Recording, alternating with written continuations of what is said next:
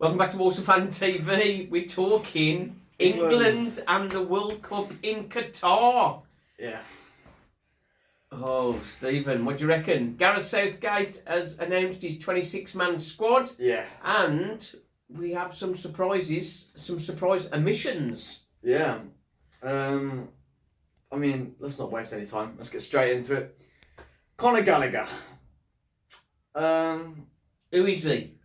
He is a Chelsea player. He formerly played at Crystal Palace for a loan. I believe he did play at Albion. He was at the Albion Once upon a time. Blooming Nick, they're going to be cock-a-hoop. One of their players coming good. I know. I haven't really seen much from him, to be honest. I mean, he has been doing all right for Chelsea, but nothing spectacular like Mason Mount, for example. Now, I have a lot of criticism on Mount, or I did, but this season, with their new manager, he has been performing a lot better. He has, instead of being the little Gareth Southgate's special child, getting picked for everything, he actually now deserves a place, in my opinion. So it's nice to see him there for a reason. Now we shall go to Kalvin Phillips. Kalvin Phillips. Do you know, hang on, before you talk about Kalvin Phillips, I think it's every England manager picks injured players to take to the World Cup. Yeah. Kyle Walker, Kalvin Phillips. They're not fit. No. Why is he playing? Why is he taking players that aren't fit? The only reason why I can see him taking Kalvin Phillips is because if we take it back to the Euros and we look at Declan Rice and Kalvin Phillips' link-up play, and maybe 2018 World Cup?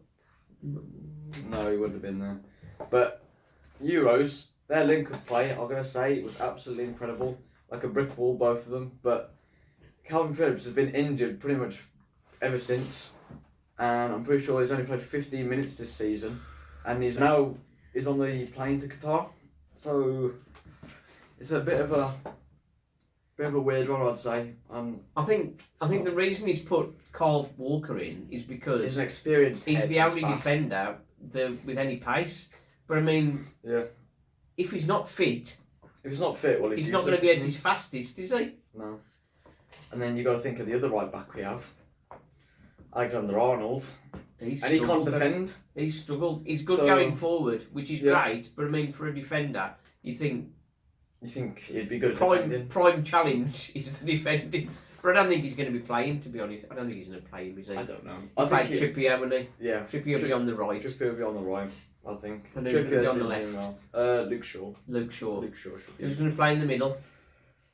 I'm saying Eric Dier and John Stones. Oh, Dier and Stones. Eric Dier has been absolutely outstanding for Tottenham this season so far. Yeah, he's pretty good. So, not surprised that he's there. Tomori from AC Milan. Bit surprised not to see him there. I mean, he's quite a class player. It's a shame that he's not came on, but we have Harry Maguire. But Harry Maguire? Talk about getting players who are on form. I don't think anyone's on worse form than him. That's true. Is he taking him as backup for Harry Kane in case he gets injured? I think he might have to, because the only other striker we have is Callum Wilson, and he's about the same height as me. So why I can. We've gone to a World Cup without strikers. We've gone with two. Harry Kane is about 34 and Callum Wilson is also 34 but smaller. It seems like this for every World Cup. We sort of take a glut of defenders and midfielders and have no strikers. But then, for those who might argue saying we have got strikers, Saka, Foden, Grealish are all midfielders and Sterling. They're all wingers, midfielders. They're not central attacking players. Who's going to put the ball in the net? Well, all of those four will put balls in the net. But it's who's going to Grealish? But it's who's going to put them in the box for set pieces. Yeah. Maddison's good on set pieces. Maddison's great for set pieces. He's a great dead ball specialist. But there's only one person you can knock it up to. That's going to be Harry Kane. Harry Kane or the defenders. Yeah. And we don't really want to rely on Harry Maguire, John Stones, Eric Dier for goals from set pieces. We want someone who's experienced at putting the ball in the onion bag, should we say? But I'm disappointed for Ivan Toney. Tammy Abraham as well. He's been doing fantastic. For Brentford, I can't believe that he hasn't been picked. He's a pacey player. He's a pacey, tall player. Yeah. Who can use his head.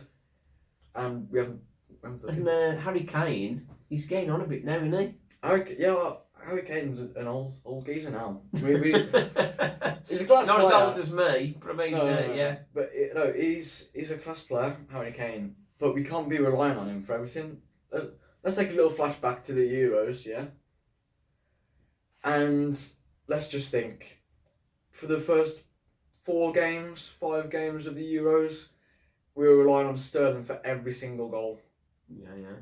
Harry Kane was, in all fairness, absolutely useless until that point, until he scored against Ukraine. So if the same thing happens again, it's going to be easy. Who's going to score the goals for England? Now I think Iran. We're playing against Iran, America, and Wales, isn't it? To get through the group. I think we should get through the group. We should, hope. But I mean, Iran haven't really got great players. They've just got really fast players. And if you've got the likes of John Stones, Eric Dier, Harry Maguire, the back 3 or a back 4, well, 2 of them in the back 4. There's no pace. There's no pace. You're going to have to rely on Kyle Walker to be like the whole defence. Well, if we get to the later stages, the likes of Brazil.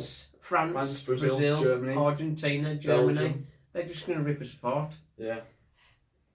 And that's where we're going to struggle. But, I mean, strength is with the midfield and going forward, I'd say. Even though we haven't got that many strikers. I think we've got a good midfield. Good midfield we got. Yeah. What's your... I put out a short from the start of the interview that the press had with Gareth Southgate, and if you haven't seen that, it's quite funny. I think. Yeah. They ask him, "Of England, is that 26-man squad capable of winning the World Cup?" And his gut reaction was to just laugh. So don't be putting any bets. Don't be putting any bets on England to win the World Cup. It would be great if we did, and yes, we're passionate and we'd like that to happen.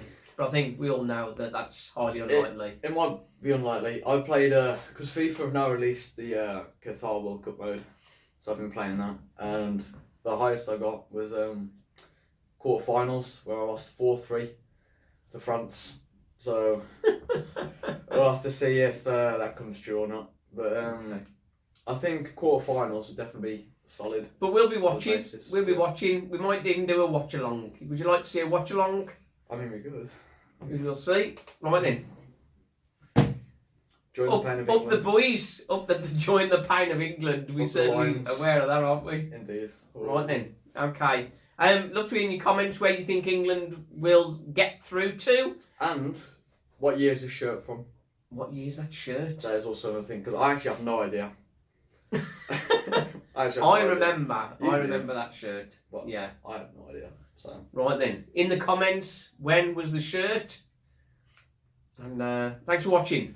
We'll be back.